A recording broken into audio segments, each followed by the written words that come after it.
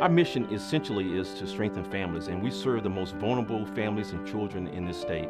One of the things that I realized as a state employee, as well as the commissioner for the department, is that government can't do it alone.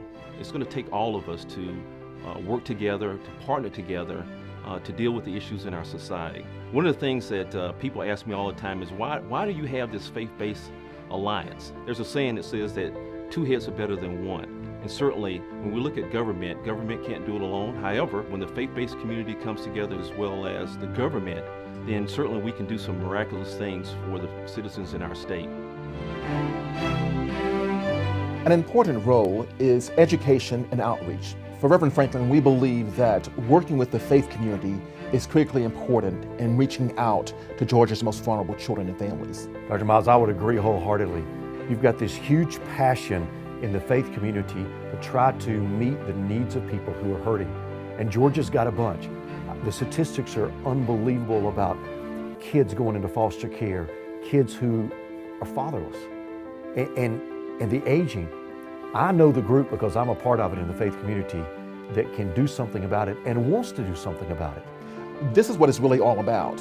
The faith community being matched with Georgia services, serving the most vulnerable children and families in Georgia. A lot of times the faith community does not know some of those pains. The government does. When you put those two working together, I mean, now you've got a power of unity that can create a huge impact in our community. So I think we are agreeing that when the faith community comes together, something happens. Absolutely. We are going to make a difference. And we'll make that difference through the Faith and Community Alliance. Georgia is one of the fastest aging states in the country, and as such, the demand for services is increasing dramatically. So it means that we need to look to more partners, to more collaboration in order to make sure that we have the resources available to help serve those who are most in need.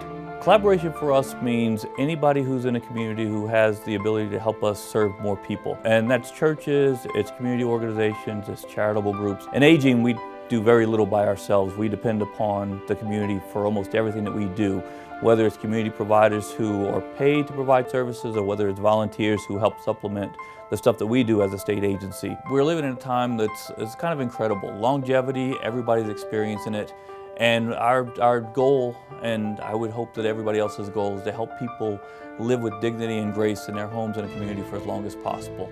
With 159 counties and 9+ million people in Georgia, it's very difficult for us to have a reach into every community. I would definitely say that the Faith Community Alliance has a grassroots angle that we can use as an organization. They know their communities, they know the people there. We need them to help us bring them to the assistance of children and families and to provide loving, safe homes for children when they cannot be with their own family. Organizations like Promise 686 really meet us where we are as an organization. At this point in time, where we are is in dire need of foster families. We have children that come into the system every day who need loving, caring homes, adults who can provide for their needs while they're away from their own families. Those children really need people to step forward. If they will do that, then hopefully we can reunite those children eventually with their families when appropriate. But when not, hopefully stay on to be adoptive families for those children. If you think about it, if we can't provide for the neediest children in the state of Georgia and provide for their future, what kind of future does Georgia really have?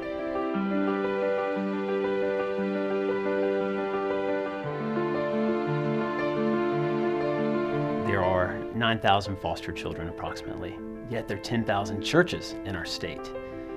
And as we looked at that, we wondered what would happen if every church made it a component of their ministry to have a foster care strategy, to have a way to put, in a sense, boots on the ground, to embrace a child, to love a child, to put a child in a home who, the child would be one who came from a difficult spot.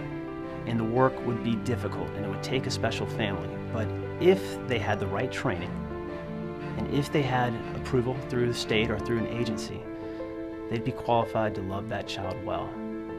The church has a role, they have a job, and it is to care for the least and the lost among them. There are 150 million children who are considered orphans in the world. There are 9,000 children in the state of Georgia who for a time don't have a family. And we can take that on one church at a time, and we can start tomorrow. There's a multitude of strategies that the Division of Child Support Services have implemented that focus on providing non-custodial parents under court-ordered child support payments with assistance. One program in particular is Fatherhood. It focuses on employment services, resume writing, interview skills. The other is Problem Solving Core. It actually deals with non-custodial parents with other issues and barriers, mental health issues, substance abuse issues. The Georgia Division of Child Support Services expects for both parents to provide financial, emotional, and medical support to their children.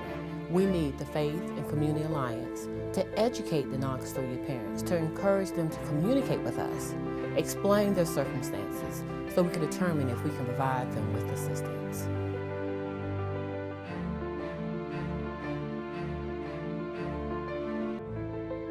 One of the things that really impacted me was learning about the three-step process. And when we learned about the Brookings Institute study on reducing poverty, that made a huge impact on the way we think and the way we go about our business. That three-step process was huge for us. It was a game changer for our organization. As we looked at ways as alternatives, looked at ways, solutions, if you will, on leveling the playing field for so many individuals within our state. So that three-step process starts out with graduating from high school. That's number one. The second step is to wait until you're at least 21 to be married, which was an aha moment for many of us. And then the third one was wait until you're married to have children. What a great combination to have. When you look at the three-step process, when you look at the faith-based community offering hope to individuals, and then you look at our department who offers second and sometimes third chances, and putting all those in a package together makes a great combination. It makes a powerful impact on an individual as well as a family.